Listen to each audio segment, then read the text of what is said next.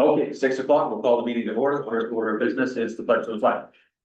I pledge Pledge allegiance to the flag of the United States of America and to the republic for which it stands, one nation, under God, indivisible, with liberty and justice for all. If there's a sign-in sheet, if you would, please sign your name, if you're here.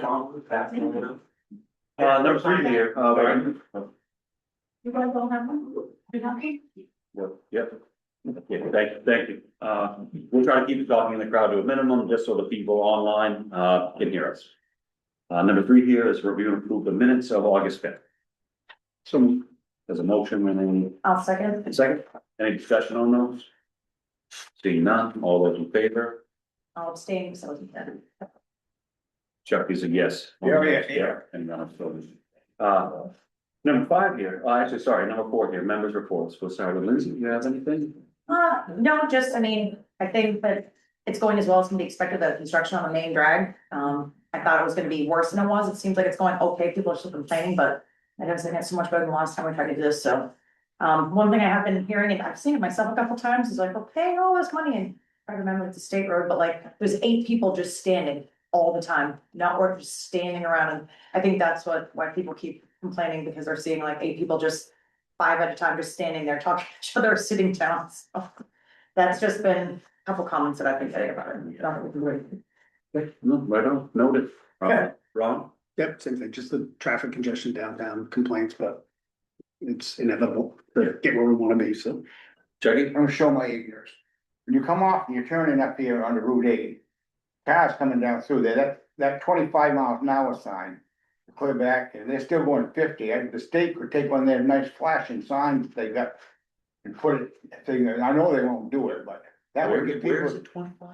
where it's clear to, Back a little bit before. clear back to John Hardy, but you're turning up there, they come down through there. Coming going down or by going up? Hardee's. If you come down. Coming down. If they're going like that, By Okay. Hardee's. but if they had one of those flashing signs that they get up on Waterville Hill or in town here, that would get people's attention. So there was a fender bender there last weekend, but people get your nose out there and you don't really know what the hell you're doing. Yeah, oh, I heard there was one on Sunday. I know they've got the big construction signs out, but maybe you're right. But I mean, it does get people's attention, that Yeah. 25 thing flashing. Some people go faster to see what they can get on the sign. Yeah, if it tells you your speed, they might use that for that. No, though, I'll have Richard reach out and see if I it's know they- possible. They've been pretty good with that ass as far as I mean, that does putting get up people's signs attention, and but moving stuff. So, that's gonna be there also till November. they may not, right? Wouldn't hurt if we had a little like law enforcement in town. Maybe we just get those signs to say, Yeah, speed 25. radar in use, scare people. Yeah, so I'll see what Richard can, and maybe he has something in his report as well, I'm not sure. Anything else on that? No, I don't know. Okay, Jeff? No, I think the construction's been going well. I'm only through in the morning and in the evenings, but it's flowing and I like what's happening. It's wider. That corner is awesome. Yeah. Even right now, it's not done, so I'm happy. No holes to patch. Okay, right on, If anyone scream about people standing around, well, that's a contract. Oh, yeah, Yeah, no, it's. It is. It ain't gonna cost anybody, but you're always, I know people don't understand, they'll wait for a truck or this or that. a lot of moving parts there, for sure, Yes. for sure. Okay, and really nothing for me, I know sense repeats basically what everybody said, so we'll dive right into the town manager's report. All right, Matt and I went to the school's visioning and strategic planning event, which was a day and a half. You had to wonder at the outset if it was gonna be a productive use of our time. But I think it was. It's just hopeful that they take what came out of it and actually rolls into a plan that they execute. There was a lot that I think we both learned about the school and the offerings and the layers of education that are there. And we talked briefly, they do a poor job of communicating that to us. And the only time we really see them is when they need something. And so when we catch a slow time, probably after we do budget, but before we get to election, maybe we'll see if the superintendent will come in or a representative from the school will come and talk about, you know, the different schools that we have and programming that they offer. That was kind of interesting, so. Is that something maybe we could put on our website and things like that too? I know, cause John went to that same thing and he had mentioned a lot of like, and we actually saw the middle school principal and he was telling us about some of those after school programs and. I mean, I've got kids that go there, and I don't know about that, I mean, you know, whether it's a crumpled up paper in my kid's backpack, but like, there was so much more offerings for like programming than I thought there was, so. I don't know, maybe. And one of the it's big things we something- talked about was community connection. Yeah. And family connection, so. We will see. So Matt and I also met with Jerry Sear. He was at your last meeting, and spoke regarding, the draft version of the medical cannabis registered caregiver ordinance. We met for about an hour. Very constructive, very informative. Our next step will be to meet hopefully with, somebody from OCP, the Office of Cannabis Policy, which is a state agency, to try to get some of their perspective, but, we have some concrete changes, I think, to our draft ordinance that, we're gonna make over the next couple of weeks, and then we'll bring it back to you folks, and we'll update that on the website. So that we're able to incorporate, more changes. The goal is that, we've received public feedback before we really take it for public hearing, so that that process is efficient. Ordinances, planning board discussed the subdivision ordinance, that was to align with state regulations and honestly loosen some stuff up. That was not passed by voters in March, and conversation amongst themselves is that the part of the planning board voted against it because they were not informed as to what it was about. They assumed ordinance amendments meant stricter, and so they had indicated that they will put forth the same exact draft for approval by voters. I think we do that in March of 27, and before that, we will work on public education to explain to folks what that is about. The Route 2 detour began early last week, I think it was last Tuesday afternoon, and the transition went very well. The maintenance of these back streets, Welch and Stanley, were very difficult. Stanley turned into I-95, and Welch Street turned into a loop that made a lot of people mad because they thought, if you're not from around here, you take a left on Welch Street, and all it did was put you back into the circle of one-way traffic. And so people were really, really mad, and obviously the residents were mad. So I thank you to our public works department for, well, to this board, number one, because 2 weeks before that, you said, let's post those to no through traffic. Not terribly well received by anybody at the time. And then Public Works went out, made bigger signs that afternoon and resituated them. And that seemed to have solved the problem. DOT then asked the contractor to install larger signs with different messages. Pretty much roads are closed, which is a step further than what we had attempted to take, and so that seems to be pretty helpful. Overall, the detour is going well. We're not seeing substantial backups. We haven't seen the fender benders that everybody on social media said were gonna happen all the time. And we are getting pushed back a little bit from our businesses on Main Street. And so that is the reason why that appears on your agenda tonight. Because I thought it was important that they share the message with you and the public as opposed to just calling me and sharing that with me. So all in all, it's the best of a bad situation when we're done. This is a huge investment in our downtown. And those people that are having to suffer a little bit of the downside right now will be the biggest beneficiaries of it in 3 or 4 months. So we try to keep that in mind. Homestead reimbursements, we received the second half of that. Here's the issue, is that reimbursement used to be in the ballpark of $200,000 to $225,000. We budgeted 200,000. Our certified ratio on assessment, not to get too thick into it, is down to 85%. And so our reimbursement from the state is reduced to 85%. So we over budgeted the revenue, which means we're out of budget. And we're gonna have to cover off on that with other revenues. And we're pretty close on that in terms of how we budget the other exemption reimbursements. It's not the cleanest system, but we're not in a great place, but we could be worse. We're not gonna run out of money, but it's a budgeting implication for next year where we're very likely gonna have to squeeze $75,000 or $80,000 back out of the budget forecasted revenues. To keep it flat in budget where revenues are projected back to the fall. I drafted a $1 million grant from Northern Borders Regional Commission Catalyst Grant. That is a grant federally funded, administered by the states, the Northeast, New York over into us. with certain projects. Thank you to Heather Johnson for turning us on to that. Pre-application is due Friday, I believe, and so I found out about this on Tuesday.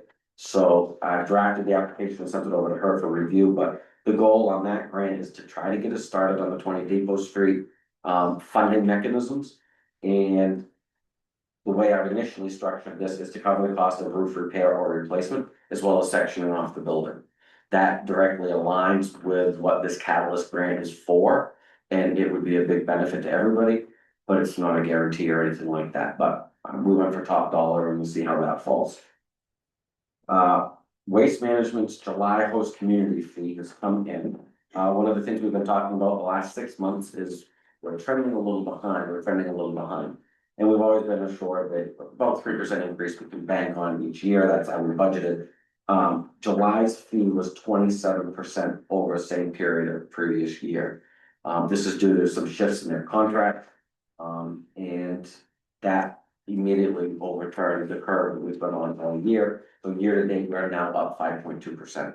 We are expecting that this increased level of revenue will carry through the majority of this calendar year. So we should be in a very strong position in terms of this revenue stream here. Absentee ballots are available for request on November 3rd. Tax collections just started, those started hitting mailboxes this weekend. And we've already collected 5% of commitment, so that's positive. Let's see, planning board will meet on September 10th. The Sula Days is coming up. Fireworks will be on Saturday, September 5th at the airport. 7:45 gates are gonna open much before that. We're gonna have live music, we'll have food trucks and things like that. The goal is to get people in and situated, so by allowing that extra time with things going on out there, hoping to get people in, we're gonna have a cluster coming out of them. It's leaving the 2-way out. Down the airport road, we go up Child's already going down Route 2, so that's the 5th, which is Saturday, Labor Day weekend. If it rains, we'll get a rain date of the 6th. Still working through FAA paperwork on that red tape, and then the school days will be that Sunday, Monday. The taxes will be due Tuesday, September 15th. And I couldn't remember if I told you or not, but at the last meeting, but we have received notice of resignation from our librarian, which is unfortunate. She's doing a phenomenal job. And what is not typical of my town manager's report is to talk about my employees, but I received a letter that came to the town, so I'm gonna share that about Kelly, that she's definitely an asset to the library. These two ladies have been patrons for years and have seen positive growth and development in the library since her arrival. She's a welcoming person, always ready to assist. The book selections are good. It's nice to see bestsellers in large print. She always welcomes other requests. She tries to have books available for all of her patrons. And since we're in the corner of the library to practice signing, it's wonderful to see toddlers being read to, Legos being built. It's not just a library with Kelly, it's an extension of the town. She wears many hats and does it very well. And they appreciate us seeing her abilities when we hired her. We always hear the negatives, we wanted to share the positives. That's from Jenny Searoyce and Debbie Shields. And that is a wonderful letter to Kelly, and it is a terrible letter for us. We received this just a couple days after we got her notice of resignation. So we are accepting applications for the librarian position, the part-time position. You can apply online or at the town office. And I would like to thank Kelly, who will be working through most of September with us for the work that she's done to advance the library. Excellent, thank you. Be some big shoes to fill there. Yeah. Number 6, here, discussion action on August 19th, general warrant number 16. I'll move to approve general warrant number 16 in the amount of $274,358.31. There is a motion and a Second, any discussion on that? RHR Smith and Company. that's our auditing firm. They've restructured payment, timing and scope of the contract, and so we have to advance some 35% of the fee. What's the INC Systems Engineering? That is a bill that I've been fighting since April. We got a new computer for the sewer plant, and we had to have the software move from one computer to the other. They moved the software, and that was the cost of moving the software. Hey, that's steep. So when I have to redo like Windows Office or something like that, I mean, just to move it. It's a bigger program than that, but that is exactly why I struggled to see the Holy crap. several trips, the meal expenses, and all of that in there, I fought it, I almost got sent to collections. They sent a letter justifying their expense, I went to Oliver, who's our engineer, and they said, number one, the market is narrow. There's only so many people that would do this, we really can't afford to lose that market access. And it's the nature of the business, it's expensive, which we know, just like an airport, there's a Oh sewer my line. God. Is RHR Smith and Company? That's our auditing firm. Okay. How often do we have to pay, like, is that like a quarterly thing? How? That's about 3/4 of our annual fee, unless we have unexpecteds. Which I Alright. think go to the tune of $600 a piece on unexpected, could get a single audit, which sometimes we do for grants. Okay, That's another one where our only. yeah, no, I know, it's, Yeah, Fine. sometimes a 3 or 4 year fine. Anything else for discussion on those? Seeing none, all those in favor? It's everybody. Number 7, discussion action on August 19th, airport warrant number 8. oh. I guess I'll vote move. Vote to approve airport warrant number 8, and that's $17,900.36. Second. Motion second, any discussion on Is that? Roberts Energy Fuel? Fuel for resale. Okay, right, yeah, I figured that's what it was, yeah. Any other discussion? Do we need a new generator or something, or? I think that's just service. Service, service. Seeing no further discussion, all those in favor? It's everybody. No, public comment. And, well, Skip with a hand up there. I was wondering if Richard could give us an update on the New Balance project. I can, and Brad's here, which is great. Honestly, we don't have too much to report, over the last meeting. We are waiting on the engineering study, which was due 2.5 weeks ago. We had some delays in getting information. We needed information from New Balance. And that came amid their shutdown and people being out of the office generally. We had title stuff that we needed, that we had hoped they would provide, and their counsel advised that's typically the purchaser's responsibility. So I have moved to our council to provide that title work. New Balance agreed to foot that expense for us. That came back yesterday, clean, as we had expected and hoped. And that has been sent over to the engineer. We're hoping the engineer will have things back together for us within the next week. Once we get that, then that'll move us really on to the next step of very likely another engineering study as to how do we move the building forward, and that grant I was referencing earlier to break the building up.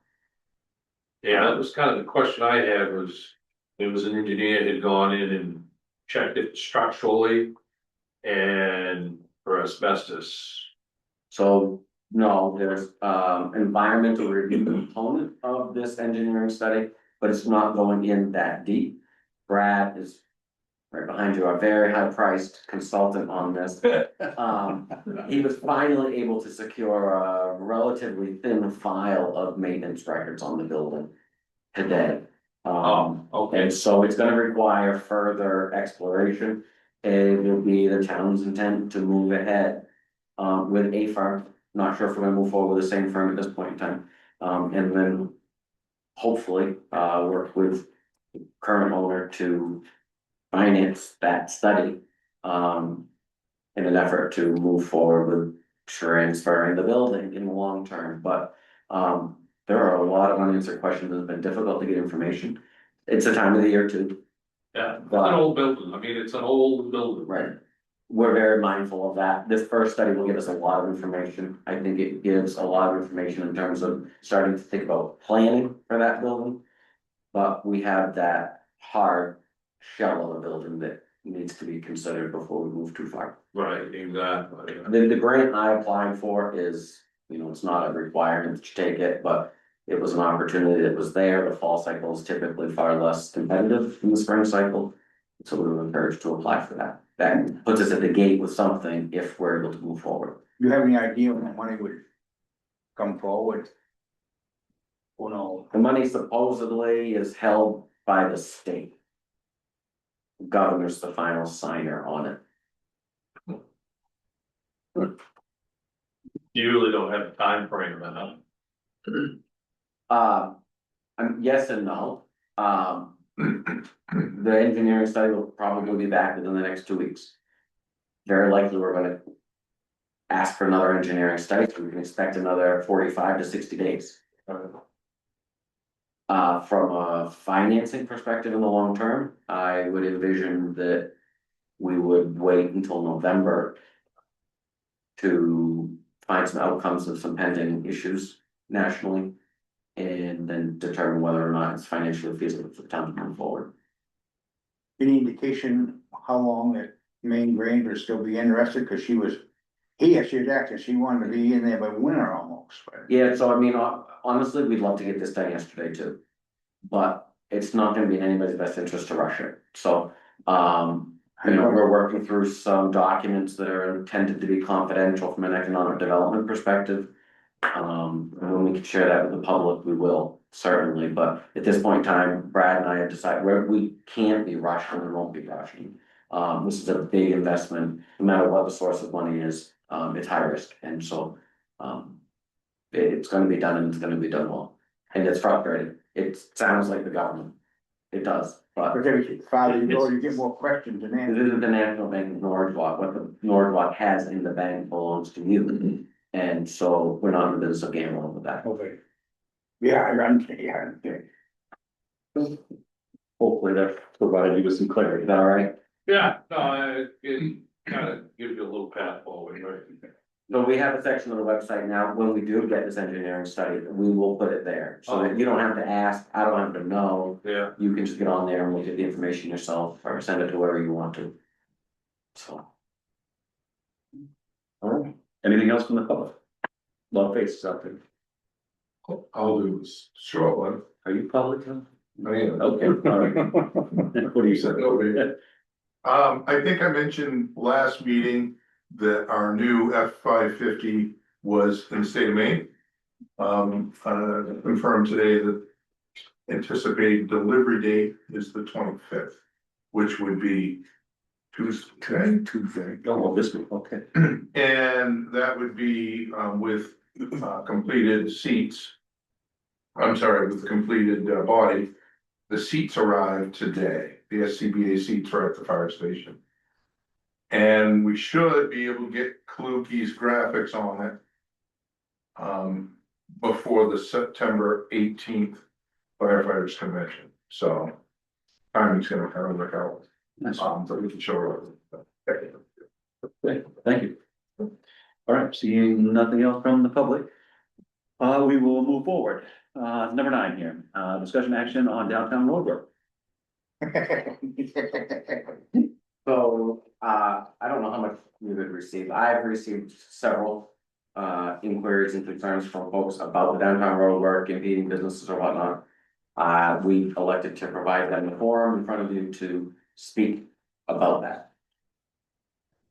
So, now would be the time when folks have concerns about downtown road work. The thought was that if this board heard those concerns, that this board's voice is stronger than mine, or an individual, or individual business owner, and that if we went to DOT or the contractor, we would be able to move more needles.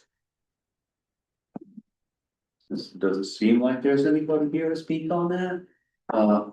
We will again move forward. Back to my foolish comment. Oh, in Smithy Road, that dropped from 50 to 25, just like that, and that's the only one, and the other two don't.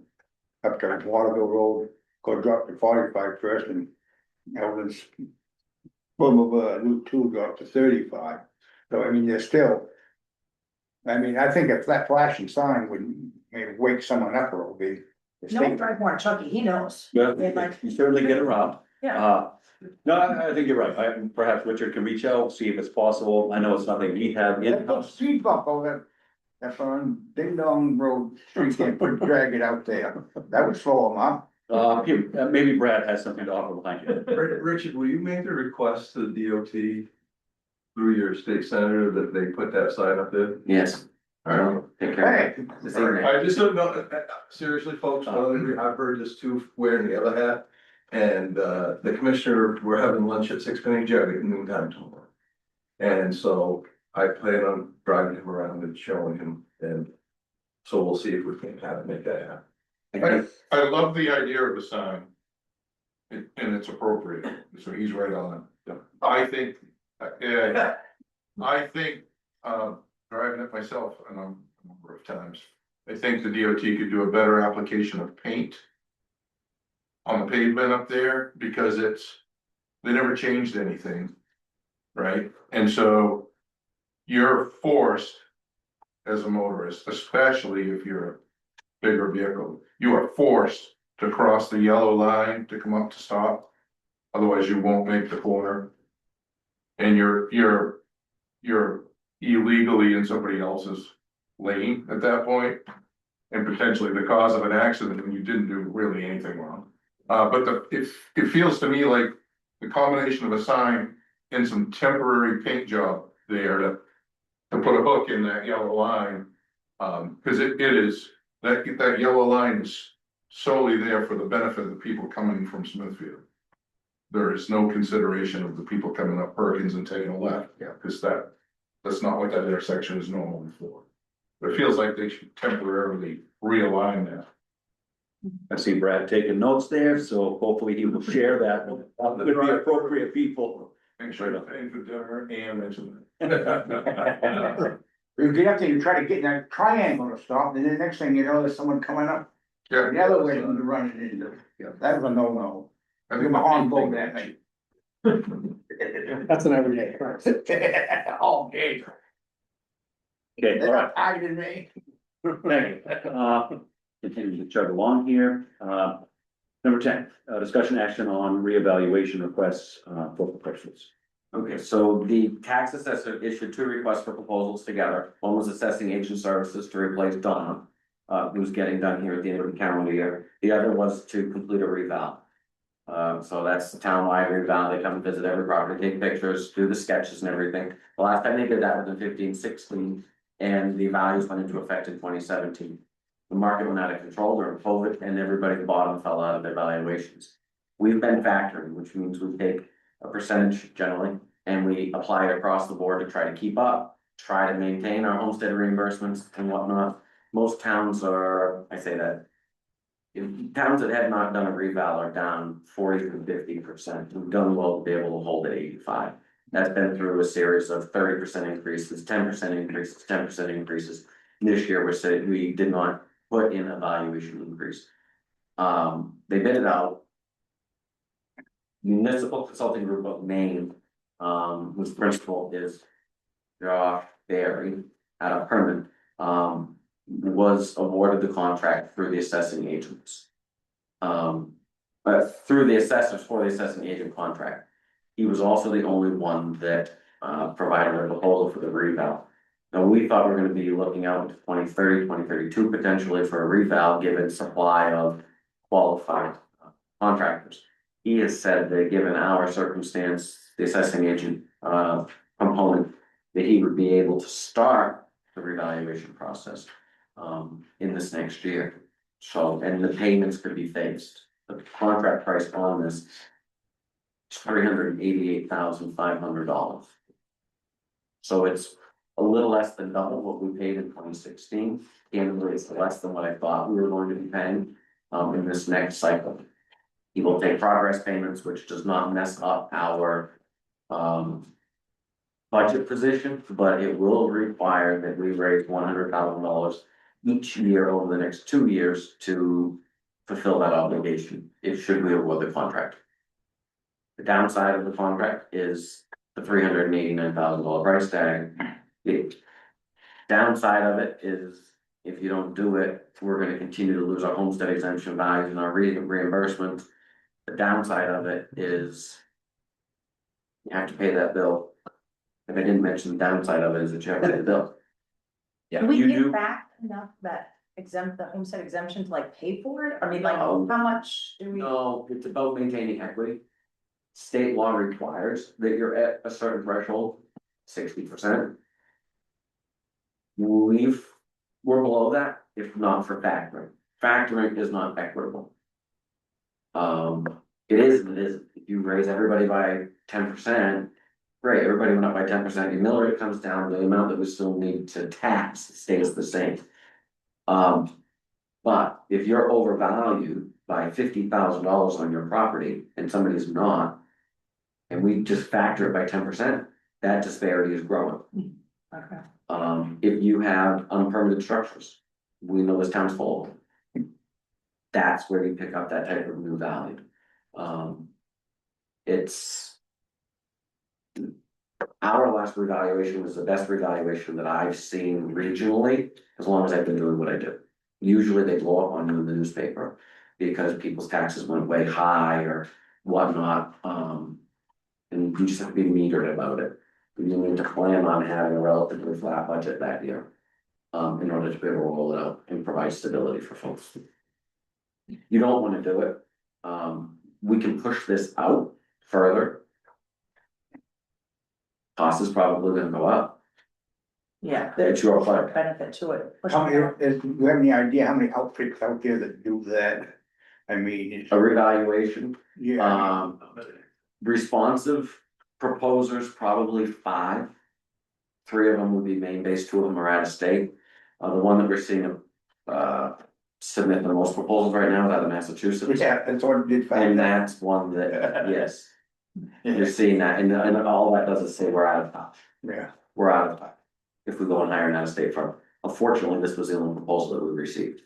So you could reissue the request for proposals, but Is there any sort of like shared community, like? Way that we get cost sharing with that, you know, like, if we have other towns that are local, if someone is coming up from them and do that, like, can we get other continents so that? generally based on the number of parcels that we're reviewing. It doesn't even consider the number of land-only parcels, the size of parcels or anything else, it considers the number of parcels that they're So responsible if for. they got like 2 or 3 towns that they were from Massachusetts to do, it wouldn't, You might gain slight economies of scale, Yeah. but market demand is market demand, and you only have so many places that you can go. okay, And I think it was real concern because we're gonna be 8 years out and not being able to get someone. So I think the benefit of it being so close is the price, because like you said, in 10 years it doubled, yeah. you know, right, and it will again. And certainly it's not going to get cheaper. if COVID hadn't come along, it's quite so out of whack. And I don't think I wanna start with a new firm with all of this factoring. I think if we can be Yeah. right where we should be, Well, able to last start time, with a new firm and a new, it just, I think that just goes hand in hand. But sets us up initially for good results. Yeah. Well, if we don't put someone else to it, the initial cost could be a lot higher. They got Right, started and from the it- ground. it is a Everything's higher. best rate. Yeah. Yeah. So you said we gotta raise 100,000. How we can do that? Build it in. We'll look at it right on the budget So you side. look at revenue streams, you look at expense streams. I mean, the other thing is right now, your contract for assessing agent services is $19,000. This is $33,000. Yeah. It's a recurring expense that, we've been getting a good deal. Yeah. And what you're gonna also see, which is kind of interesting and just uncomfortable, they're not gonna be here. They're gonna be here maybe 1 day a month. They're gonna do everything else. If you have a concern and you don't do computers, you'll come to the town office and we'll do the computer to interact with for you. They'll be here for field work, and they'll be here only when needed. They're finding that most of this business can be done remotely, Yeah. so. Technology. Just kind They of kind the way. of, so do they send out drones or just like, Oh, beam up around and take? so well, the assessing piece is done remotely because it's mostly paperwork. So how, I mean, if there are, you know, the unpermitted structures, how would they assess if that's even? I mean, That's code enforcement's job. If Right. code enforcement generates a notice of violation or building permit, then that triggers the assessing agent. to So go. if we don't trigger that, then they're gonna assume even if something is brand new and built there, that it is what it was before that was there. And a lot of this should be caught on the reval. So as they come and do your property, they're gonna see everything that's on it, and that will be part of your new evaluation. They do every property, For a revaluation. yeah. But If they're if- doing that both, they're physically there, assessing and No. Mhm. Is that, like, they're physically there to reassess it or no? Yes, they Okay. go out, they confirm measurements, they'll confirm sketches, they're gonna digitize sketches in this proposal. Okay. which will be nice, actually. I mean, look it over, you know, if it's been a lot of shine right up or falling down. The last reval, my taxes tripled because I had so many unpermitted structures Mine was, I never was. 10 years ago, yeah. I don't have that. So, So, okay, but that's where they, like, actual human beings coming here, or is it like done by drones or? The assessing agent currently is in 24 days a year. They're proposing being in 10 or 12.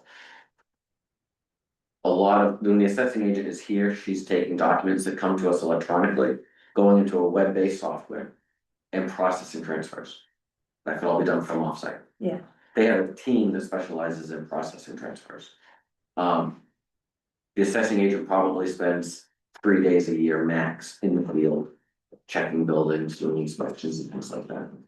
How can they see all the buildings in that short amount? We don't go see everybody's, we don't go see notices of violation. because you have two separate things. You have the assessor and then you have the people that are gonna do the reval. Yes, they are the same company, Yeah. but the reval is door to door. Every property in town is How long checked, does that take? reevaluated. Well, about 2 How many is years. it? Okay, Start to finish. all right. Yeah. Okay. And then the assessor will do the paperwork portion of it. When I fill out a permit, it makes it way to their desk. And they know you have a new structure. When they do their day stuff, if needed, they'll check it. How are we gonna know when they're gonna be going door to door, so we know? So we can pull up tarps and make things look extra crappy, right? Well, it is. There will be a large public relations campaign, social media, direct or mailing to let people know that people will be in the communities. They'll Yeah. get marked vehicles with photo IDs. Otherwise, we'll be getting shot at by our townspeople. Right, I did a mailing last time. Yes, is that what we got? Everybody got a. They came around. Yeah, you got that yellow mailer prior that told you the day that they would be coming or the week that they would be coming. Mm. It's been 10 years, a little Yeah. cloudy, but Okay, that, I mean. you they wanna all let go them, marked though. you wanna I mean, let think them. about like, I don't know if anyone's heard of horse or the Fidium people coming home, like, feels like everyone's freaking out between that and like, you know, political like campaigners coming. Yeah. People are kind of losing it about unexpected, and then I have giant dogs that lose their marbles when unknown people come up, so. We just need to make sure we really communicate this thing, people get a little sketched out in their yard, taking pictures of their house. I'm sure they, They're gonna be wanting to get inside though? So, Oh, it is, yeah. you do not have to let them. I do not let them. Don't turn the ugly dog off. Never guarantee. Too, no, I believe, but Rangers did not like. Mine are. Yeah, okay. No, but I mean, usually can do better by kissing ass, you can kiss it. that's a bad point. That- But a new kitchen's a new kitchen if they don't see it, it's not. Oh, so we're on a motion on this? Do they need anything? We need a motion to accept the Board of Tax Assessors recommendation and award the contract to Municipal Consulting Group of Maine as presented. So moved. The motion? Second, there's a second. Any further discussion? We'll just at a later date determine the funding mechanism for this, is that? We have funding to get off the ground, Okay. and if we raise the $100,000 a year, that will stay with us. Okay, So we have to go get $200,000 next year. all right. He's So we're just saying go with this company as we've got this now, that's all we're really, engaged. okay, engaged with now, okay. Does the public have any questions? This can be a highly politicized process, and it will hit the floor tomorrow if we don't offer this. If somebody's not here that wants to ask about it, they come to the next meeting or call and we'll talk through. Can I talk about this stuff, the chemical marijuana place that wants to be next door to me? You missed public comment, but so I'm guessing that the chair will allow you to speak under other business. Okay, I did. alright. Thanks. Okay, since there's no further discussion, all those in favor? That's everybody?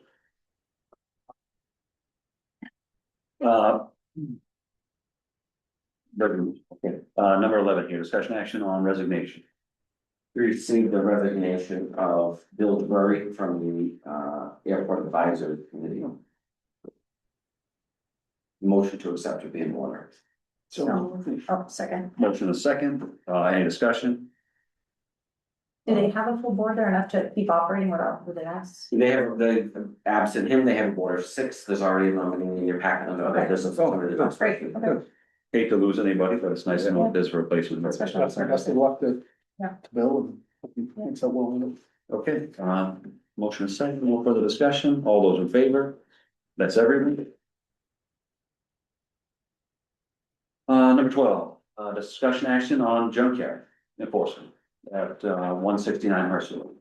This was on your last agenda, and given the situation of the property at your last meeting, the decision was made to table action, for a variety of reasons.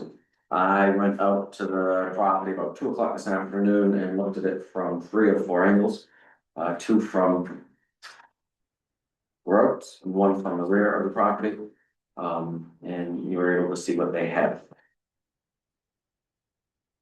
Looks a lot better than it did. Yeah, from the beginning, but from the last. Where the stuff that arrived, is it any different?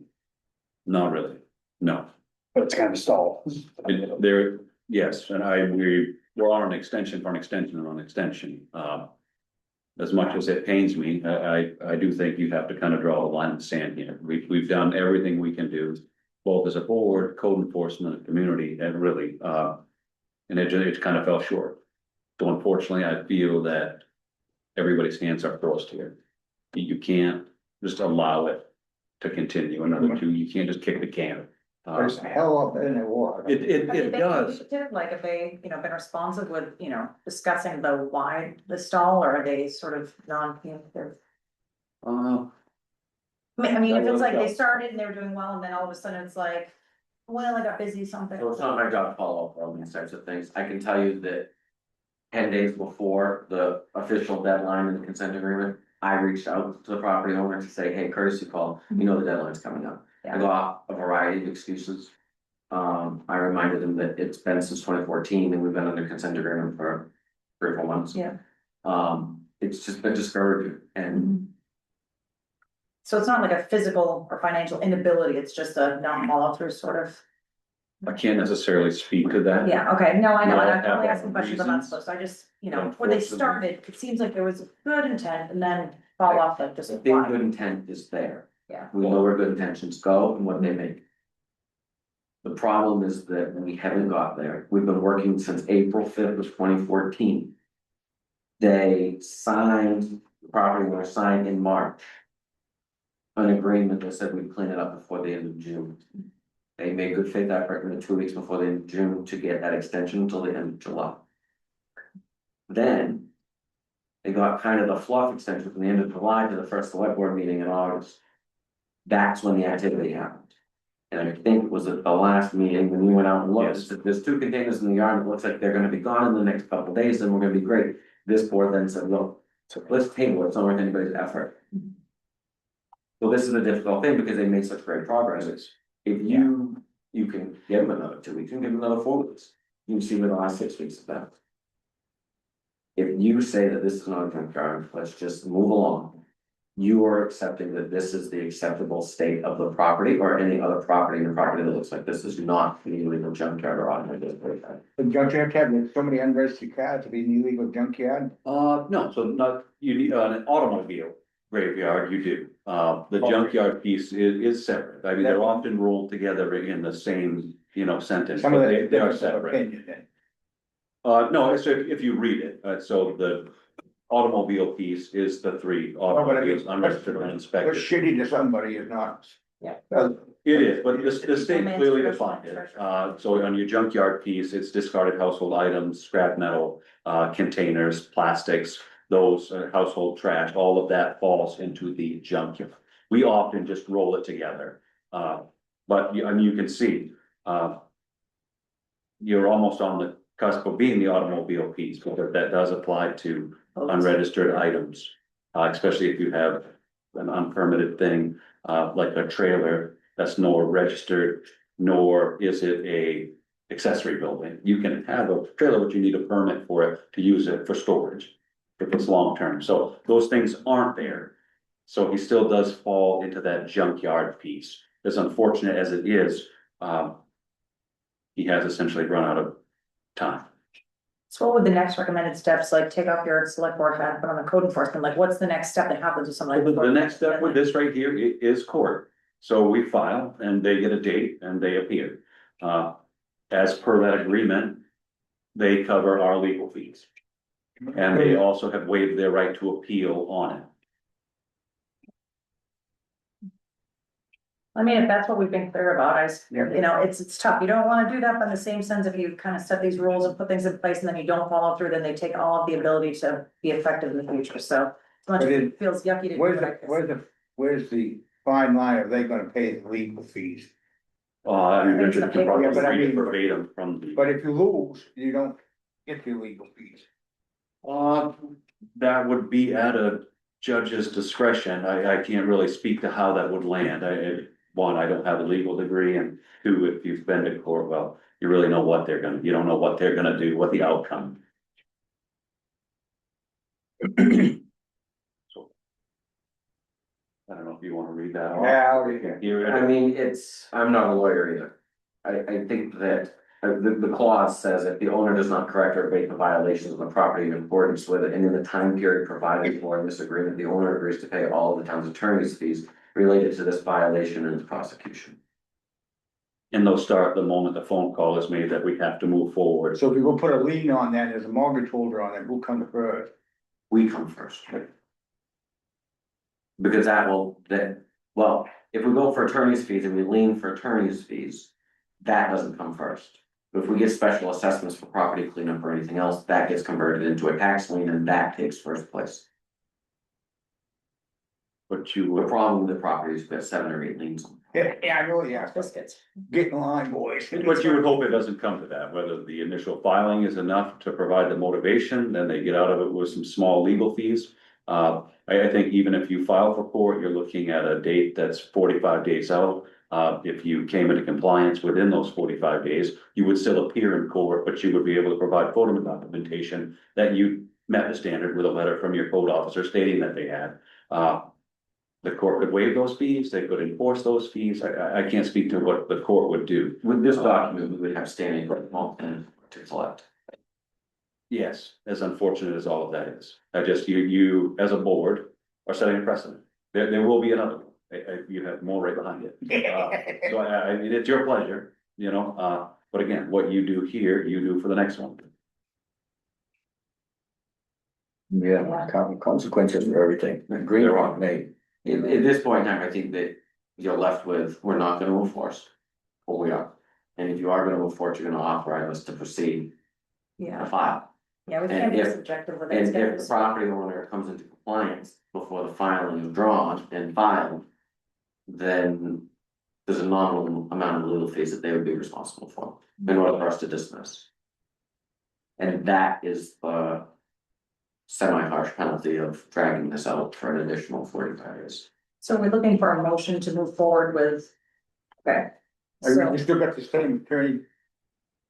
Yes, but we didn't have this before.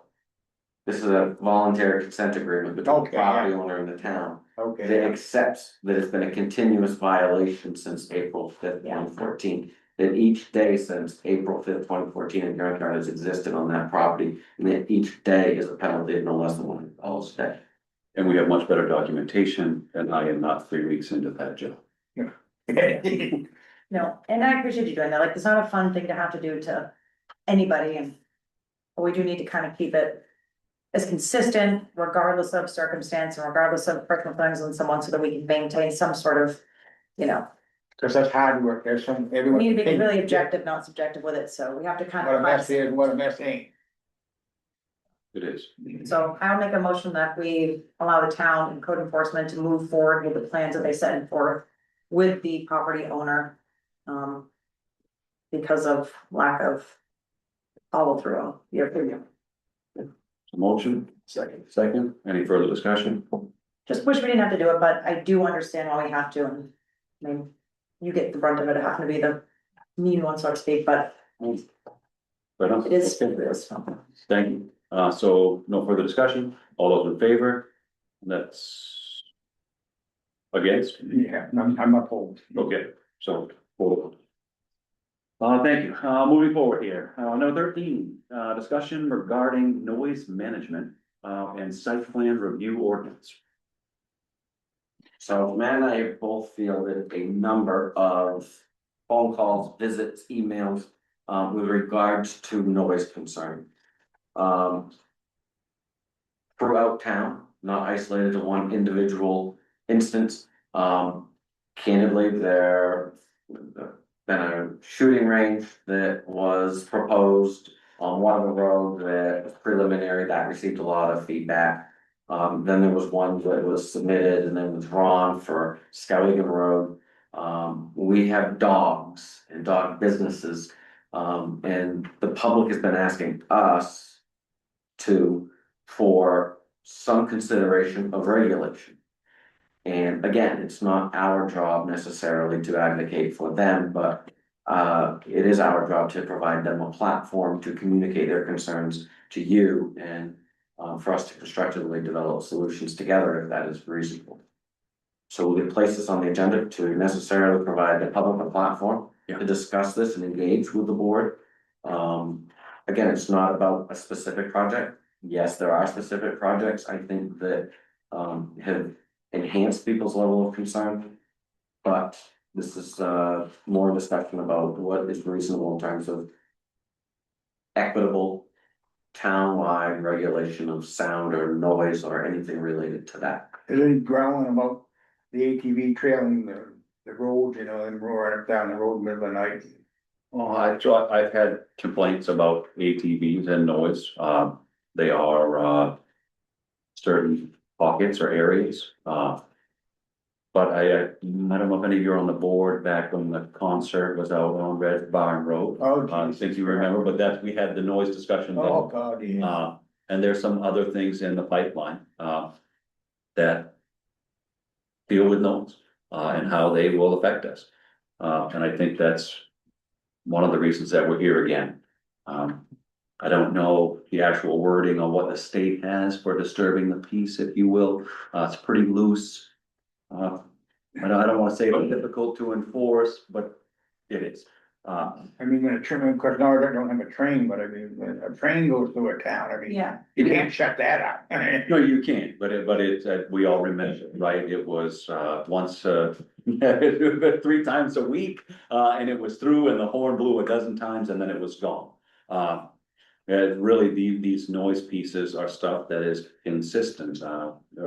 Years ago, we made the barking dog ordinance.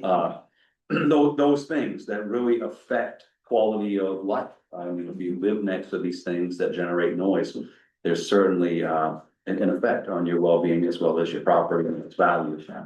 Which I think again, is why we're here. yeah, But when something changes, that's when you're gonna get. It is, and we're always gonna have change, and that's why we make rules to protect ourselves from each other, right? That's the purpose of these ordinances. How we doing in the Jake break business? Well, you can't target Jake brake, but Engine brake. engine brake usage Oh. is down. But the signs that was actually a discussion last week or the week before, was those signs needed to go back up. Some have fallen into the brush and come down. In some areas, we're seeing less of it, but I think we all know that Waterville Hill is still a hot spot and it's in a 25 and you really don't need your Jake brake right there or your engine brake. Okay, what do you mean? Boo. You do everything you can. No, but I mean, Right, but is that enforceable? I'm surprised if they don't get after some of those trucks with straight pipes on them. Cause I mean, the ones that are really flat, they got a factory muffler on. With a congested core system and other things that take Yeah. priority, I just don't know if they make it to that stuff. Where I think we rely on the courtesy of truckers, to see those signs and not use them. Some do, some don't. Everything. Maybe they can't read English. That comes up every once in a while, someone get killed and. Driver can't, he's a foreigner. I'm not a strong reader, so. But while we're right here, why don't we see if anybody from the public has any concerns, any input? You live somewhere with a strong noise ordinance, would love to hear, what you have or what your thoughts are. good. Alright, Here. Please, Brad. so, everyone who lives along the river knows that that is like an echo chamber. It's From the music I play on my back patio that some neighbors say they don't necessarily like, to the dogs and everything in between. And having lived here my entire life, you know, and property becomes available and we all have a choice to make about whether we want to purchase and develop and have businesses and do those things. And some folks make those decisions and others don't. And we've always been pretty strong here in Norridgewock about let neighbors be neighbors and let live and don't have a lot of government interference in how we live our lives. With that being said, you know, and I don't know all the details. I've talked to Richard, I've talked to Matt, but you know, it is the understanding, and I can see the driveway going up through right across from our driveway, that there is plans for a large outdoor gun range. And rumors, because I haven't seen, the permit was pulled back or whatever, but rumors of the largest gun range in New England boasts of those things and 50 calibers. And I guess and you see some neighbors here, one of the things is what is our recourse in that neighborhood? You know, not necessarily a noise ordinance, but are there hours of operation? Is there anything at all that we as residents in and around that area have some input or say, or what that process? I know right now you don't even have an application in front of the planning board or anything like that. This is all Norridgewock, you know, neighbors talking to neighbors and everything down through. And when we saw this on the agenda, you know, there's a lots of folks, and there's talk of a petition drive and whatever, just so we have a seat at the table about what that looks like. And just look at the board, and I don't want to speak for all the neighbors here, but you know, it was like, I don't know if it necessarily has to be a sound ordinance, but is there buffering that can be done to the planning Yeah. board? Are there, you know, no Sunday, or is there anything like that? Or are we just stuck with it and we gotta live with whatever is allowed? And if that's what it is, then, you know, we can all make decisions about where we live and all those things. So I don't know. Fire state senator. Yeah. No, You know, that was Brad. Anything else? I mean, as far as your question goes, your ability to speak on it, I think when something like that does come through, abutters do get notified. This will require a public hearing or will not? It doesn't, the planning board orders a public hearing, So that would be at the discretion of the planning board. you do get a notice of application. Does the select board get any oversight on, say, if the planning board says no, can we say no, and actually you do need to have a public hearing on it? I want to ask my gun expert here. Now, they go down, they don't shoot in the pits so much as they used to. My brother threw them out in Lloyd's. Anyway, there's been something, they make the goddamn country wake up North America. Is that legal or not legal? Some of that shit that they have allowed to be sold. I mean, I don't think everyone needs a machine gun, but I mean, I don't care if you only have a gun, but some of these clowns that got them ones that go. Well, Yeah. That one's a little off. I can't really speak to that. Yeah. Yeah. As a board, we don't have any bearing over who owns what or how it shoots. Yeah. With the planning board, you know, I do think that we need to make sure that they're cognizant of, you know, Brad's not wrong, that is echo chamber. For me on 148 River Road, to be able to hear dogs barking at New Balance over a mile away from my house, like that sound travels. And Yeah. I know, you know, never want to restrict someone having fun like fireworks, but every time someone has fireworks anywhere on the river, I've got to deal with this psychotic household of dogs peeing on the floor, crying and whining. So like, I can't even imagine large caliber guns going off all the time on a river, because I know that's going to feel like it's in my front yard. So I think that creates a very specific, and I don't know how we make rules.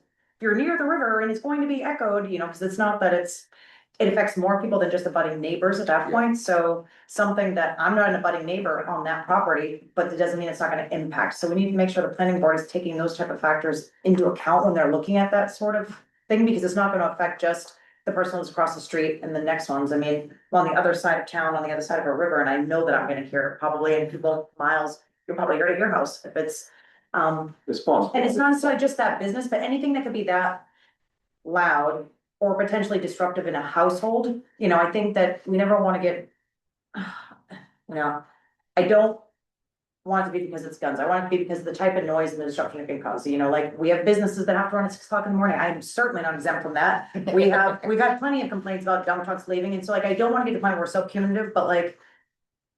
I know from just the specific example of hearing fireworks go off at 9 o'clock at night, what that does in my household. And if we get something from, This alarm on the books, that one's covered by state statute. is that like the 9:30 PM? Cause that's late for something like, Does seem. No, I think it's 10 o'clock for the fireworks, other than 4th of July and Yeah. New Year's. but still 10 o'clock at night to have something like that loud if it's on the river, and that's an everyday thing, that's gonna become extremely disruptive. And I think it's issues like that bring us here. With the state doesn't really provide us with an option for. Those times, I'm not sure what the state times are, there is something for the disturbing the peace. There's nothing actually in the statute. Nothing on the time frame for it, it's just the amount of noise and what it is. So it's really not gonna cover it, whether it's a gun range, whether it's a concert, whether it's motocross. Yeah. Or, Snowmobiles, but then no Yeah. mufflers on them. Well, I think it comes down I to got the them. payments for things. You know, we talked about cannabis, like if someone's gonna be an outdoor cultivator, how do we sort of abate that smell if it's outdoor, not indoors? So I think we're coming into the same types of sound situations. We can't do a natural buffer, like a couple of, arborvitae shrubs aren't gonna like, it's not gonna absorb the sound of giant caliber weapons, like. So I just, yeah, I don't wanna limit business, but in the same sense, like, I also really like being able to go to bed at 9 o'clock at night without having animals freak out, and that with any type of business. I don't know where our line is and what we can do, and what we can't do. I don't know legally what we can do, what we can't do. I don't wanna turn away I think the businesses, town of but Fairfield actually has one. And there's lists certain hours of what it is, and this falls into it, this doesn't. So we can take a look at one of those and just, obviously, we don't wanna be super restrictive, because we want people to live, we want them yeah, to enjoy, but if it's. You set a time, I think Fairfield's is set maybe 9:30 to like 6 in the morning, something like that.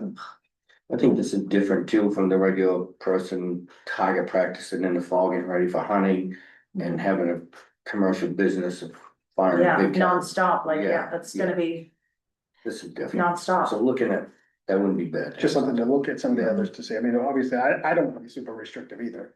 I don't either, but Cause there's certain things on the books like disorderly conduct, which is the noise. The disturbing the peace is actually disorderly conduct. For the playing of the stereo at 1 in the morning. Sure. They Even that's not. they every day. have to be warned Business for would it, be every day. law enforcement will go warn them, they're still, you continue, you're gonna be charged. Yeah. So there are things on the books through statute that can cover some of that stuff, but not all of it. Which is, I think, what we're looking at is maybe something that encompasses some of that other stuff. To give people their liberties, but at the same time. The neighbors, reasonable restriction. reasonable, Yeah, absolutely. we tend to look at like other places that have similar situations and to look at that, but if something's trying to be the biggest one in Northeast, we don't really have anything to really sort of make any assumptions or have any idea. Caution speculation is one thing for members of the public to do, it's one Okay. thing for members of the Alright. board who could be hearing. it. Yeah, no, I just, good, in the back, please. Yeah, just, I tell just me. wanna say this, I'm all for once a year firing off some fireworks and you may disturb your neighbors, I've done that in the past, but if every day they're gonna start at 6 o'clock in the morning and fire machine guns across the road from you, that's gonna be hard to live with. So I hope that the town has the ability to differentiate between, an uncommon disturbance and an everyday, commercial endeavor that is disruptive. It doesn't make sense to me without being able to provide some kind of, every business has to meet certain obligations to the community for whatever they're doing. And if they can't have an open outdoor range that controls the decibels to a certain level, it's gonna go up and down the river. You're gonna hear it everywhere. And who knows if they wanna be the biggest in New England, that's just ridiculous. If they can do an indoor gun range, hey, I'm all for shooting, I love guns. I'm not trying to restrict anybody's gun rights, but I just feel like, you know, if they can't do it in a responsible way, then maybe they shouldn't be doing it. I don't know what's been proposed. I'm just getting a little bit nervous from the size of the highway going up the hill there across the street from me, what they're thinking, you know,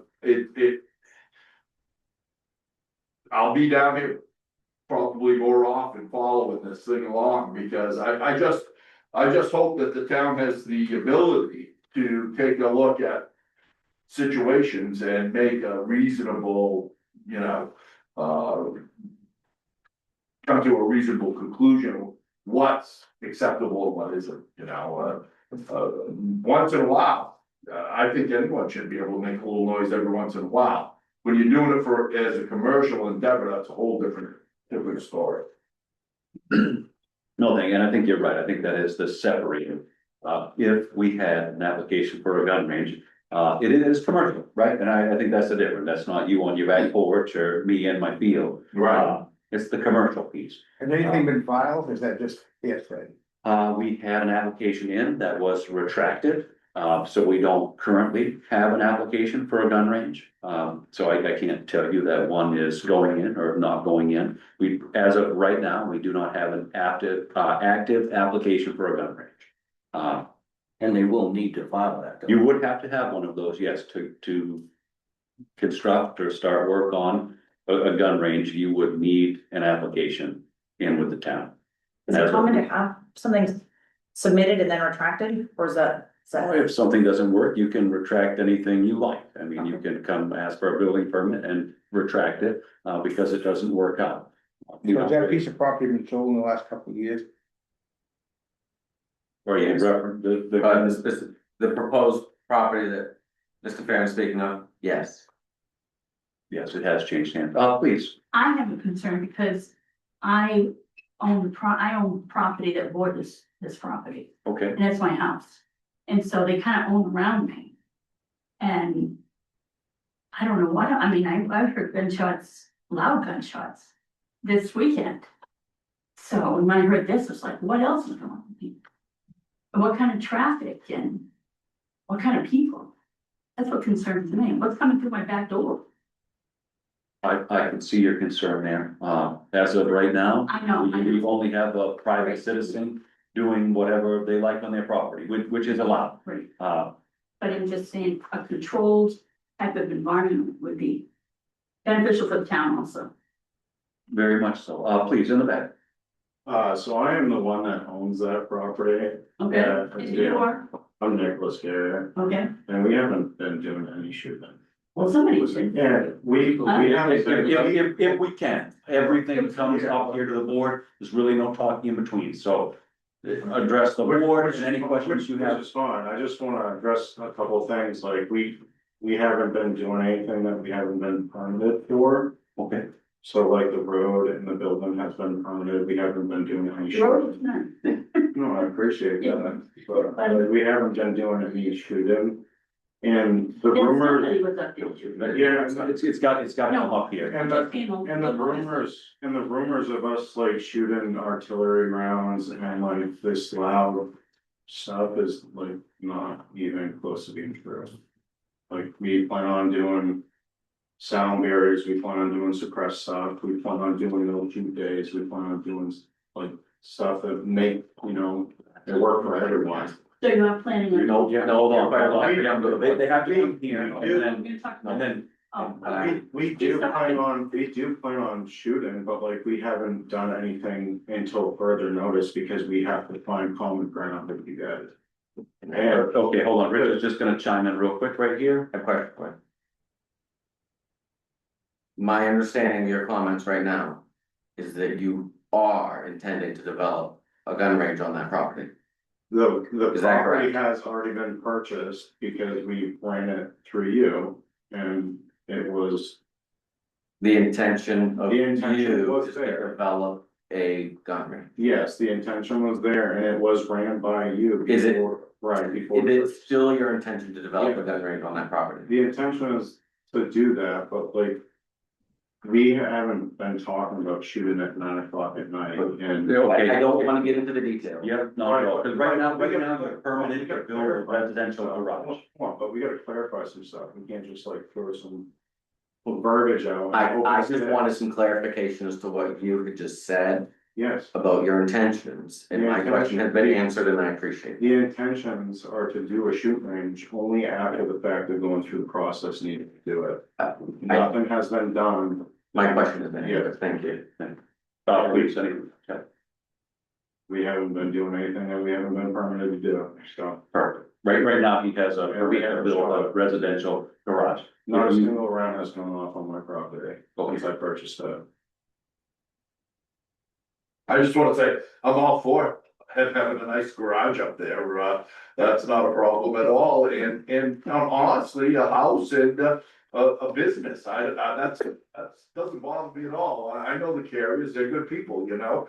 I'm just a little bit concerned, it sounds like he has some, you know, the willingness to follow some, you know, guidelines that would make everybody feel a little more comfortable here. I just wonder if the town's gonna set those guidelines, or, you know, how do you get to the bottom of this, cause, you know, a gun range can be loud, and, you know, he's a higher elevation than I am, so it's gonna come down the hill, and, you know, there's some trees in the way, but, you know, a gun's a gun, so. I don't mind like the concern and stuff, but what I do mind is like being. Like the assumption that we're being unsafe and we're not willing to work with you guys, like that comment. Yeah, I'm not just- gonna accept. Okay, just keep it up here. Yeah, but Just right, right, yeah, like I'm not gonna accept being the comment of being irresponsible or being ridiculous, like. Yeah, well, I'm not saying that. I don't know. Yeah, I think that's been like the temperature. I think that's reasonable, and that wasn't the intent, and Yeah. I'm sure he would. Yeah, recall that. I don't think that that's the intent at all, and, I hope that's not how this is being seen, is that he's gonna be. You know, unreasonable or irresponsible, like, I don't believe that's true at all, so. I'm just concerned about the noise in the area. Which is a fair concern. Fair concern. All right, well, with that, is there anything else from the public on this? Please. Sorry, I want to speak specifically to the topic that is on your agenda with the noise. And I will say there was some shooting this weekend. It was not on his property, it was the folks beside him, and they were shooting just regular guns. Right. And we were outside with our family having dinner, and it was echoing off, it was really loud, and it was echoing off the river. So it's not just us, as Lindsay said, it's going to, if there are guns, and I don't care if it's a big gun or a small gun, it is going to echo on the river. They're gonna hear it at the park, so. Again, I think that the topic of the noise control needs to be discussed, whether there's a range there or not. Yeah, I think the underlying piece here is noise, regardless of what's making that noise. Right. And what's acceptable from any business or any property or any event that's happening in town. Right, and to have to listen to it Yeah, all day long Yes, is not going to be pleasant. right, I think quantifying the level of disruptiveness is going to be necessary and also really difficult at the same time. I think that, I mean, whether it's a dog, whether it's a truck, whether it's a gun, I mean, any type of loud noise that disrupts anybody's ability to go about their day and any sort of peaceful, I don't know how we quantify that and what sort of, I mean, I know dog barking ordinance we did, there was certain stipulation of times. I don't know how we do it. I don't wanna develop ordinances specifically against the certain property or certain type of business. But I think it's gonna be very tough for the planning board and for ourselves and to figure out some way to quantify. How do we determine in a very, objective way, what is and what isn't, sustainable for a level of interruption for the residents? I don't have an answer for that, but like, I think it's, we have to figure out. Decibels, how you determine it, right? Decibels If you keep the decibels low enough, even if it's Yeah. a constant thing, and you Well- know, you live with it. Yeah. If the decibels become disruptive, high, or you know, they don't allow it in any commercial endeavor. If you go to Sappy, you know, you have to wear hearing protection if you get over a certain decibel range. Decibels is how you determine it, so Yeah. you can easily measure decibels if something, and I don't know what the plan is, but if the decibels are over a certain amount, which the town probably has to, you know, make that decision, what is that amount? What can people live with? But that's how you do it. But I don't know the Ulster has a implication. decimal of 85, I love that. when you have to have hearing protection. It is Yes. 85. 85 decibels. Is that acceptable in the neighborhood? That's what we. I don't know. That's when you have to No, wear hearing. That's the Right. other, I think that's. Is that disruptive at 60 decibels? It's still a lot, you Yeah, that's know? how we got it. Okay, we had a hand up right there, Mr. Pinio? Yeah, you measure it by decibels, but I don't think anybody has an issue with an intermittent high decibel, right? Back to your point earlier, it's all about the repetition. Right, I think I would find it hard to believe this town would have a problem implementing an ordinance that was about repetition at high rates or a commercial enterprise. The dog barking thing it wasn't because dogs were barking, it was because of the repetition, and it's constant, right? And so if you could craft an ordinance to present to the town that targets that repetition, that it's nonstop, it's all the time, that's the problem. It's not the fireworks or, you know, somebody shooting a targeted practice once in a while at home. It's not that, it's the repetition. And Chris, I think, did a good job saying Yeah, all valid points. And I do think that there's enough public concern for the board to either carve out time or have a special meeting, whatever that might be, to work on guidelines for a noise ordinance, or implementing some extra rules under the site plan review. I don't, Yeah, so what I've done for board members and the public, you can reference it, or we can get you a copy. The only local regulation we have about noise or sound is in your site plan review ordinance.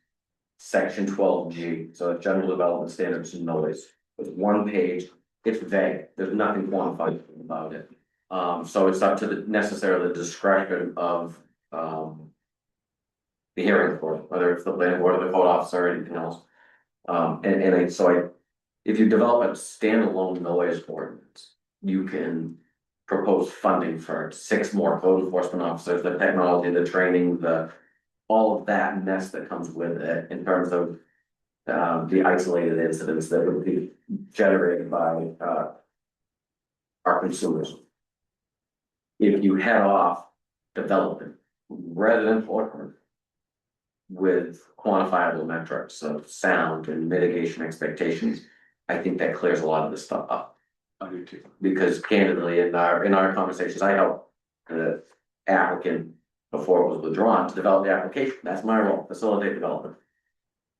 We talked about what level of sound is it gonna be and what level of sound is it gonna be at the property line.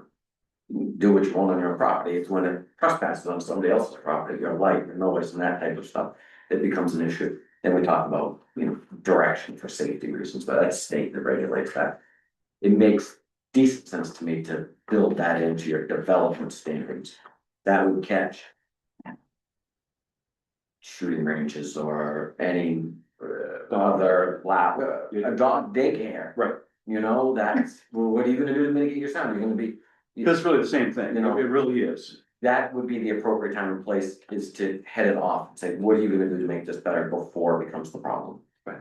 And so I would urge the board to consider that strongly as a position to regulate, not necessarily regulate, just prevent that from becoming a problem out of the gate.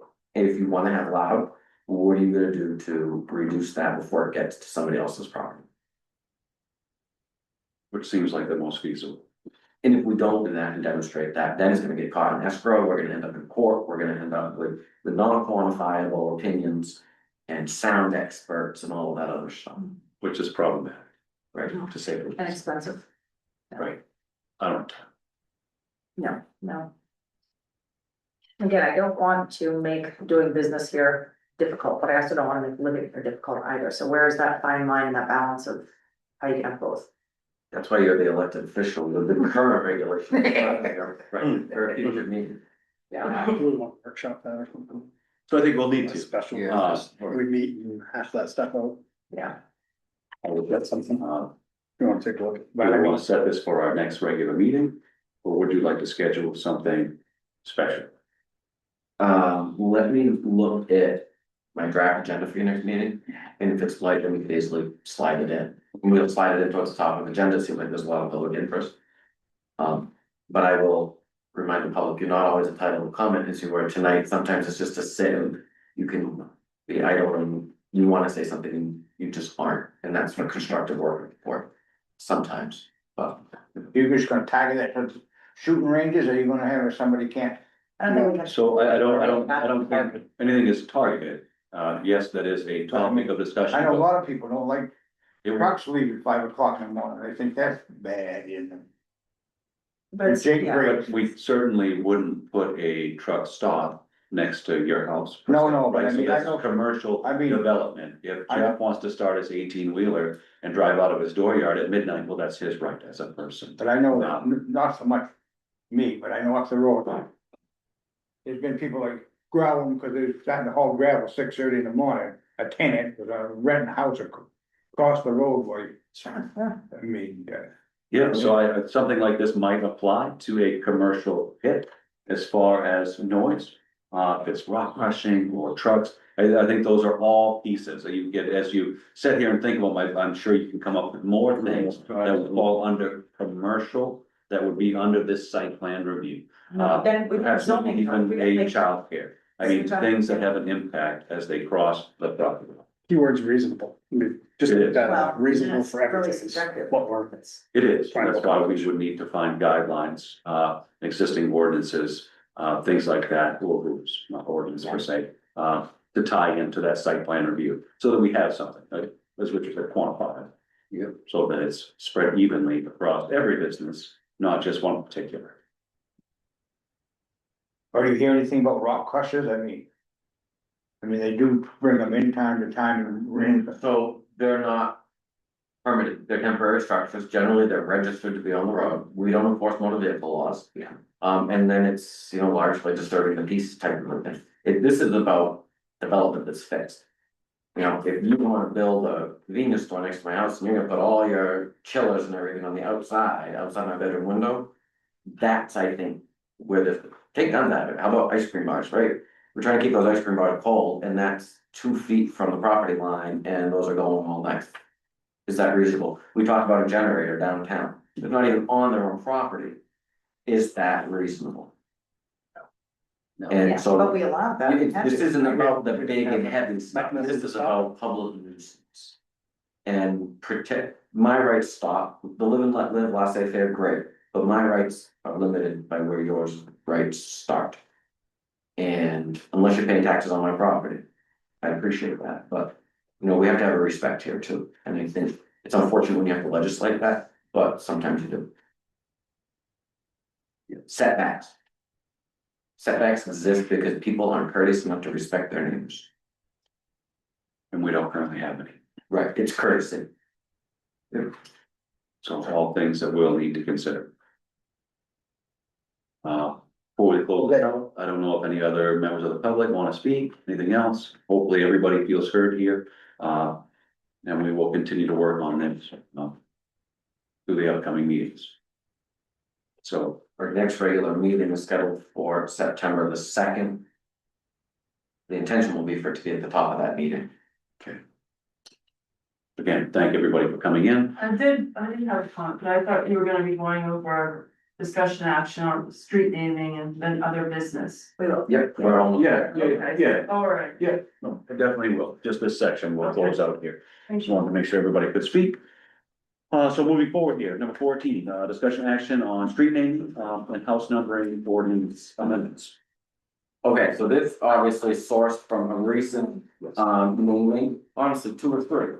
where you're like, well, that's not an attractive name, or that may be seen as inappropriate. We need to weigh out First Amendment rights and what's right and what's not. And we have an ordinance, for that, and the ordinance is gray, it's from the nineties when 911 system first came into place, when you gave up your RFD or rural route box numbers.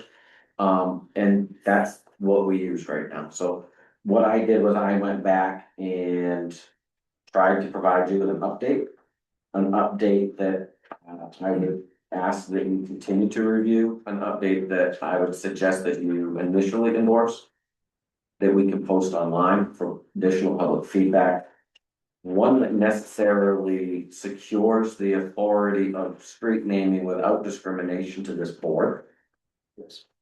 It makes it very clear that naming a street, you're not entitled, that's not freedom of speech. Yeah, I Um, think that, and that they are entitled, anybody, any stakeholder on a road would be entitled, not required to submit suggested names, and you're not required to accept for any of them. It also enumerates a place for fire chief review, which is, I think, something that we should be doing before a meeting. It prescribes that we will consider Mercer. And it talks about sound alikes and things like that, obscenities. It goes through quite a bit of stuff. I think it really cleans it up. It also, on a one-off, it also sets a fee of $100 if somebody wants to change a current street name. And requires, it sets the standard for doing so. If it's you and your next door neighbor and you're all related and you want to change the name, great.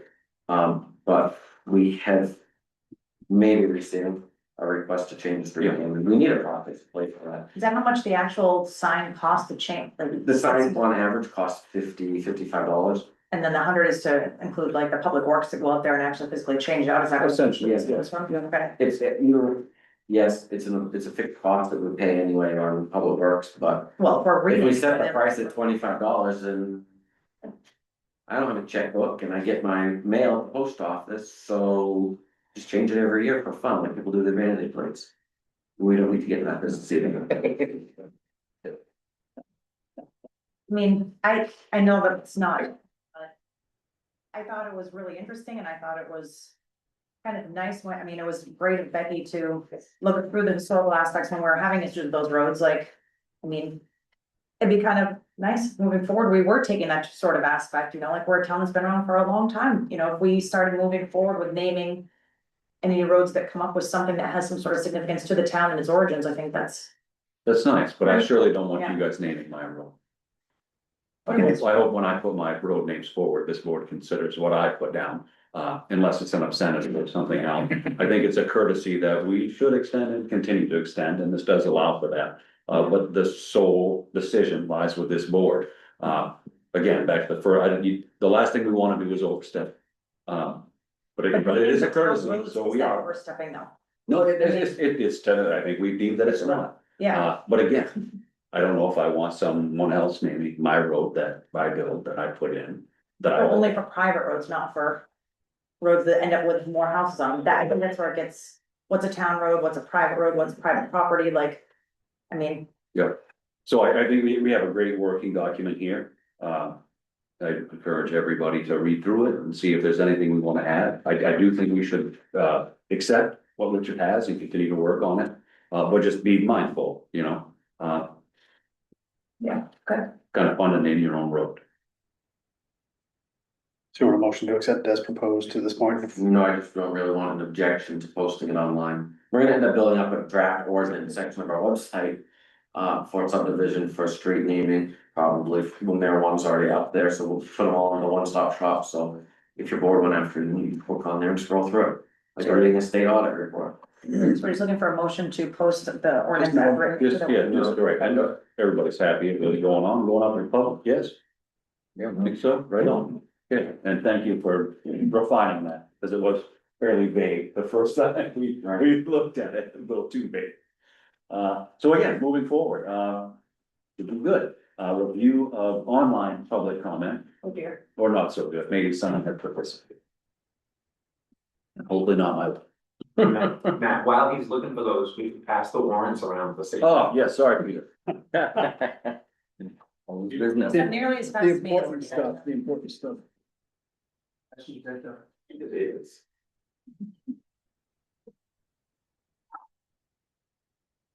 A lot of spelling, hold on, let's see. Yeah, no, we're not.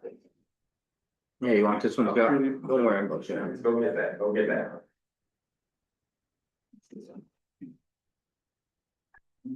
Okay, you're all great. Okay, Nothing. unfortunately, no public comment this time from the internet. So moving forward, we'll go to other business, and you had mentioned, was it, something, Take my sleeping on, old lady. please, That disturbance right there. the floor is all yours. Sherry, and I've lived in Norridgewock for about 8 years, and I'm in a small residential area. The snowmobile trail goes right through my yard. I have great neighbors all around me, and I'm a gardener. Look at my hands, I'm so dirty. I live to be outside, and I'm a very natural person. I'm not against weed. I've grown up with it my whole life, and I don't smoke it, but I've grown it, and I already in the roller drum, one neighbor down, then the roller drum. They're growing pot and stuff in there. And then literally next door in the chicken barn, they want to put a Chinese medical pot grow. Okay? And if you're not familiar with that, especially watching the news, and you'd have to be dead, right? All that we hear about the destruction of the homes, and if you are not really in the business, you don't realize how that they do use Chinese chemical altered things to alter the marijuana. And it's not as regulated as recreational. Medical marijuana is not as regulated as recreational. And there's a stream that runs up behind our houses. My neighbor is very natural too. He shoots, kills stuff. My other neighbor does. And basically we're all living off that little land. And my concern is, what are they doing with the chemicals that they're gonna be using? You know, I can handle smelling some pot, but I wanna smell it 24/7, and you get sick of it after a while. And but the main thing is, what are they gonna do with their chemicals, and how regulated is it really gonna be? That's what I wanna know. Because there's a lot of corruption in this business as well. You only have to go back and look at what's happened in Farmington and see, and they're right next door. And I just can't even believe that's being considered. Cause it's the chemicals, the water system, we all drink well water. Yeah. It all goes into the land. You know, and I especially garden, I garden 60 feet from their stupid barn. That barn used to be part of the property, I think, back in the older days, and with the farmhouse I'm living in. So it's just discouraging, so I'm doing everything I can to garden, keep everything natural. And then that, right next door, and it is chemically altered, no matter what they say. Unless, and who's gonna regulate them? And are they gonna be regulated? And who is really gonna be running it? And So, then you hear about everything that's happening in the main wire, just on the news, it's been all over the news. And to consider that, is, and a quarter mile, 2 pot places, and they wanna put a subdivision across the street from the house. But who wants to live there in a pot haven? And have these pot businesses right here. And it's just crazy. And even I'm looking at like, wow, if this town is really like this. I mean, I've only been here 8 years, so I don't have great roots. I'm an associate teacher at Ed Tech and a scout in middle school, high school. I'm involved with a lot of different things, but that stuff really bothers me. So I want to live off the land. So it's disheartening to see that this small town would even consider it. And I think that he took advantage of the man that lived there because it was a cash offer and everything else. So okay, no, those are all valid. smell. Original, let me feel. Yeah, I'll get everything. Good. Hope so. This board is actively working on an ordinance that would promote regulation of medical marijuana caregivers within our community. Of all sizes. The regulation of medical marijuana and oral marijuana is the state of Maine Office of Cannabis Policy, OCP. Some people feel that their regulation is inadequate or not to the level that some jurisdictions want it to be. And so towns and cities are implementing their own regulations within what the state allows you. State is pretty protective of marijuana and the regulations that towns and cities can place on it. So the draft that we have is available at norridgewock.gov, right on the homepage. Please read it and provide us feedback. We're gonna be updating it within the next 2 weeks and continue to workshop it. I am not going to comment on what you have described to a specific application because that application is before the planning board. Planning board will meet next on September 10th. This will be on their agenda that night. They are nearing the end of the review phase. So they're looking at whether or not the permit would be granted. It's really the extent of what I can say without overstepping my authority or appropriateness and without involving this board in their hearing. Because if the planning board's decision comes under appeal, this board can act as an appellant. This board protects the town, not the planning board. This board protects the town's interest. And so it can get really messy. So we have to allow the planning board their right as elected officers to have fair hearing of this application and make their decision independently. So if you have concerns about that, please email me. I will get that to the chair of the planning board, or feel free to come to their planning board meeting, and they have a public comment section there as well. Okay, That's what I was. your concerns are shared, and it's been Chuck's on the planning board, but don't talk about this. Unless I ask the specific question. What's it been, 3 months? Oh, at least, yeah. It's 3 months of hearing. It's been an incomplete application. The need for more information, concerns about well water, concerns about odor mitigation, fertilizer use and things like that. They're doing a very, very thorough job of vetting the process. But there is no place in public process for consideration of nation or country of origin. And I understand that's a passion given the media, but the town takes no position on that. May I say, it's not to be, it's a fact, it's what has been seen. It wouldn't be in the news unless there was some facts, and Sarah Collins has actually spoken about that as well. So there is a real concern there, and when you talk about junkyards and this and that, that would turn it into a junkyard. I know people, biologists, that after their yard has been treated with Roundup years, won't even grow a thing in it because of the cancer that it causes. And it's a fact that there are altered chemicals used in marijuana. And it's a fact that we can say it's regulated. I think that having our meetings. Just real quick, he had a hand up in the back. I'm sorry, I can't remember your name though. Yeah, Chris, Michael, I just wanna say, I've lived here for a long time. Norridgewock was a dry town for years and years and years. And I never understood why, and, you know, it's like, finally we get the 6-penny jug downtown, and we can have a drink down here, but, you know, if we could be a dry town for years and years and years, why all of a sudden do we have to have, you know, more per capita, pot growing operations in our little community than, you know, a lot of these other ones, you know, I just hope. And I'm not very involved in town politics, but I just hope that everybody's looking at this very carefully. This state has essentially tied our hands. Yeah. But again, it's been under review for quite some time, with active documents being worked on, to try to protect everybody.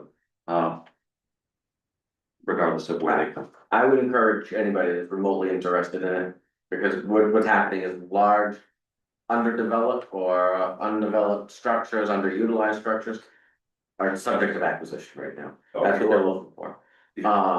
And we don't have a building code, so you're not subject to those rules here. That we are a soft target as a community for. But the proposed ordinance that we have in draft form right now, the work copy, I guess, will go retroactive. So if it is adopted by voters in March, then anybody that's involved in the businesses that are covered by the ordinance will have 6 months to come into compliance. And if they don't, then the state of Maine gets notified and the Office of Cannabis Policy will revoke their permits. Still detailed to be worked out, but that's the way this is structured. Yeah, good to know, thank you.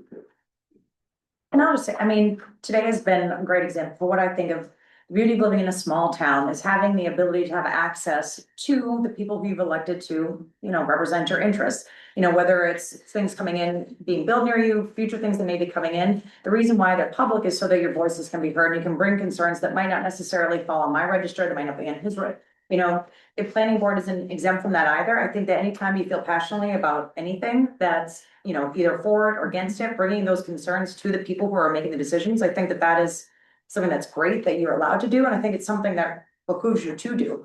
Without these active conversations with other people in the community, you're basically relying on 5 people to know everything and every aspect of it, and that's just not something that's always feasible. So I appreciate everyone that comes to this, and I encourage you in the future, come to these things and make your voice heard, because at least then you know that the decisions were made by the people having all the information, knowing all of the pros, cons, and the what ifs sort of being put there. So don't be afraid to speak up, show up. Like that's the best thing I can tell everyone with something like this.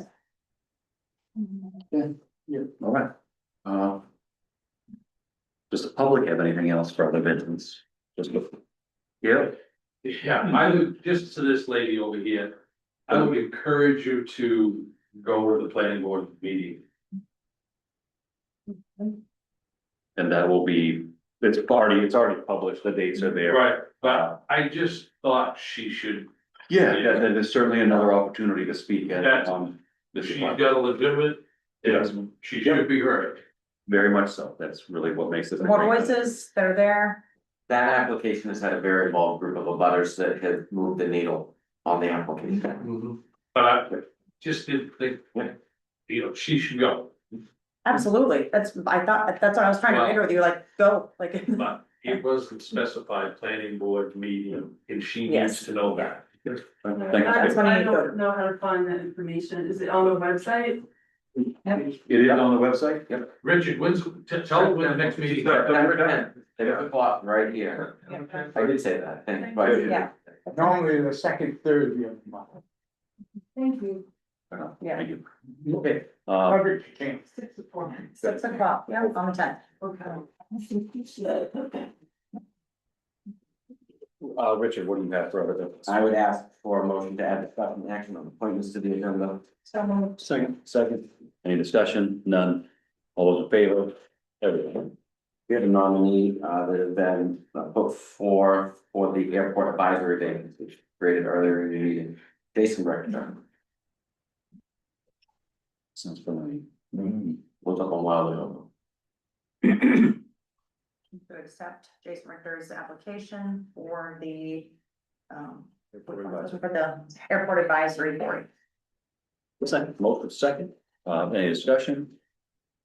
None, thank you for filling the spot, both of these fantastic, all those in favor, that is everyone. Anything else for our business? Discussion action on grant acceptance to the agenda, please. So moved. Second, motion and a second, any discussion? Seeing none, all those in favor? It's everyone. Chief? Yeah, asking you to, accept a grant, we actually, I think you received a check, so it's a 100% grant, 0% match. My favorite, Lindsay's favorite. yes. It's a $10,000 check from, I think the funding actually comes from the State Farm Good Neighbor Program. Good. But it's a partnership that they have with the National Volunteer Fire Council that actually is doing the administering of it. And so we applied and only 150 across the country, only 4 in the state of Maine, and we got that grant. So the target for the money is accessories, if you will, safety equipment to go along with our rescue capabilities on the primarily rail trail, but other remote areas too. We've actually rescued a couple of people with the side by side already. It's been fortunate that they haven't been down a steep ravine or that kind of thing, so we're talking about things like harnesses, ropes, safety equipment, helmets and stuff. So that was the target, they thought it was a good application, and all my thanks to Captain Jones for the idea and for DC Wyman for the execution with some help from the town manager, so. Excellent. Are these for things that are already on your capital, like list of things? No, they weren't, because they were always anticipated to be a little single purchase here or there. Never really intended to buy it all in one fell swoop.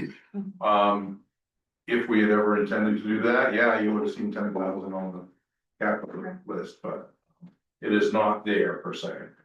Because the capital list is limited to $5,000 and 10 years. Okay. Right, so it didn't meet the criteria to be on that list, but still in here. Yeah. Motion to accept. Motion, Second, discussion? thank you for doing that, maybe you can help the airport with her. Sure. Do we? Okay, all those in favor? That's everyone. We've got a picture, what was this for? Yeah, that would be a motion to add executive session to the agenda pursuant, if nobody has any other business.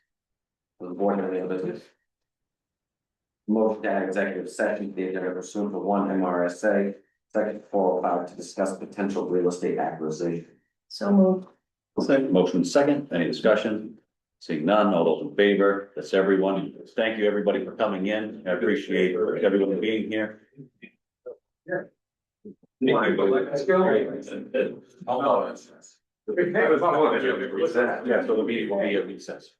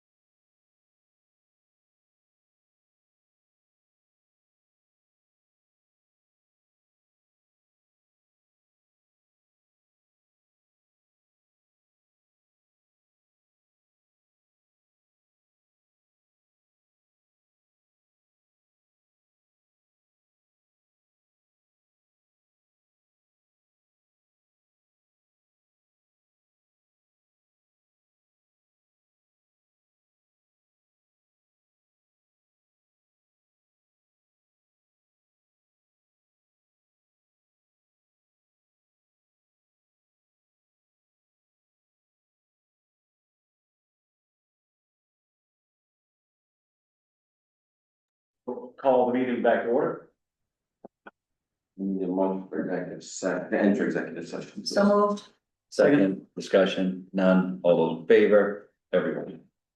There won't be any decision coming out of here, so the recording will shut off.